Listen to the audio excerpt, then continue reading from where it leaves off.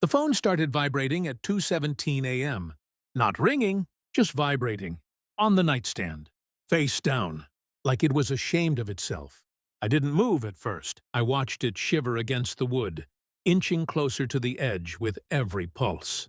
My wife's phone. She'd left it behind in her hurry. Took clothes, jewelry, passport. Forgot the one thing that never forgot her. When I finally picked it up, the screen lit my face like a confession. Unknown number Fihi. Did he notice yet? My chest didn't tighten. It hollowed. Down the hall my son slept, 10 years old, curled on his side, trusting the world in a way I no longer could. 2 days earlier, I'd told him his college fund was gone. Drained. Every dollar we'd saved since his first breath. I expected tears. Instead, he'd smiled. Too calm, too knowing. "Dad," he'd said, swinging his legs off the bed. "It's fine. I fixed everything." At the time, I thought it was shock-talking. A child's fantasy. I kissed his forehead and told him to sleep. Now, staring at that message, I wondered what exactly my son had fixed. The phone vibrated again. He won't understand. "But we deserve this." I scrolled. My fingers were steady. Months of messages bloomed open. Hotel rooms. Bank transfers. Jokes about me. About how predictable I was. How safe. How blind. She hadn't just cheated. She'd studied me. I sat there in the dark, listening to the refrigerator hum, feeling something old and sharp slide into place inside my chest. Not rage. Focus. By morning, her side of the closet was empty. The bank account wasn't. The college fund was a memory. She'd taken everything that mattered and left behind the things that would hurt. At breakfast, my son buttered his toast with surgical precision. "She'll call," he said casually. I looked at him. Really looked. "Why do you say that?" He shrugged. "Because people always panic when they think they've won." There was something in his eyes then. Not innocence. Calculation. It chilled me more than the empty house ever could. That afternoon, the bank confirmed it. The withdrawals. The transfers. A new joint account opened 3 weeks ago. With a man I'd never met. I didn't confront anyone. I didn't cry. I didn't ask why. I watched. I waited. That night, my son slid an envelope across the table. Inside was a printed spreadsheet. Dates, amounts, account numbers, notes in the margins. My handwriting wasn't on it. His was. "I told you," he said softly, meeting my stare. I fixed everything. Outside, my wife's phone, still in my pocket, started to ring. This time it wasn't vibrating. It was screaming. I didn't answer right away. I let it ring until the sound lost its urgency and became something smaller. Fragile. Then I pressed accept and held the phone away from my ear. She was crying. Not soft crying. Not regret. Panic. "Please," she said, breathless. "You have to tell me what you did." I glanced at my son.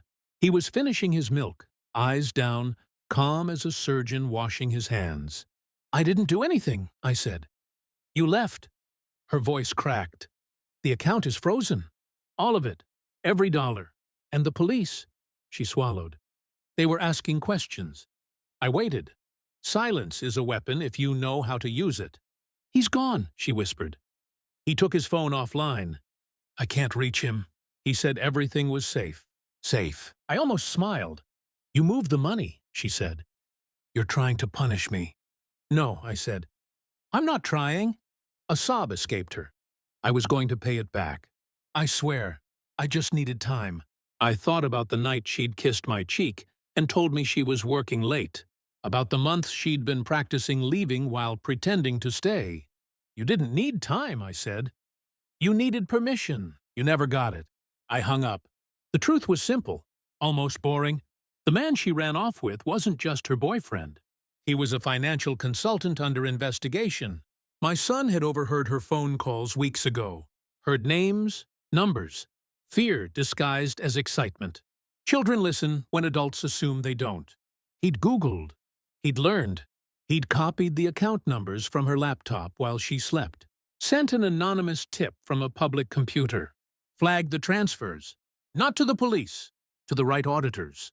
By the time she landed, Every account linked to her name was radioactive, including the one she'd emptied our son's future into. That night, she called again. I answered. "They're charging me," she said. "Accessory. Fraud. I didn't know." "I know," I said. "You never know when it's convenient." "Please," she whispered. "Tell them it was me alone. Tell them you forgive me." I looked at my son, now doing his homework at the table we'd bought together. The one she'd laughed at for being too sturdy, too permanent. "I already told them the truth," I said. "What truth?" she asked, voice shaking.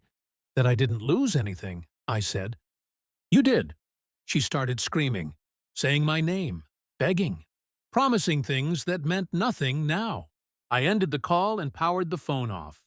Later, when the house was quiet, my son looked up at me. "Is she coming back?" he asked. I shook my head. "Good," he said, then paused. "You're not mad at me, right?" I knelt beside him, met his eyes. "No," I said. "I'm proud you understood something I didn't." He nodded, satisfied, and went to bed. Weeks later, the court documents arrived. Charges, seizures, names. I didn't recognize but would never forget. The college fund was restored, with interest. My wife sent one last letter from a place with concrete walls and no mirrors. She said she missed us, said she loved us. I didn't write back.